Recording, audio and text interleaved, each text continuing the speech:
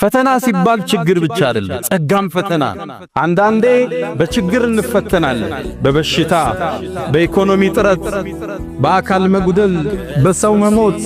በወዳጅ መለየት ፈተናዎች ይኖራሉ ሌላ ጊዜና ልብ ማንለው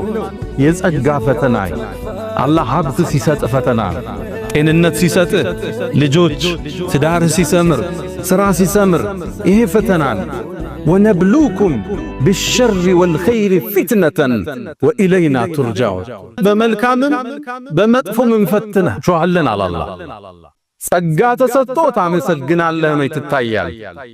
ችግር ተሰጥቶት ትታገሳለህ ትመዘናለህ ዲን ማለት እሱ ነው ዲን በአንድ አንቀጽ ሲቀመጥ إن في ذلك لآيات لكل صبار شكور شكرنا صبر ነው ዲን አለቅ ጸጋ ተሰጥቶ ሸኩር መሆን ማመስገን ችግር መጥቶብህ መታገስ ዲን ባጭር ቃል ሲገለጽ እሱ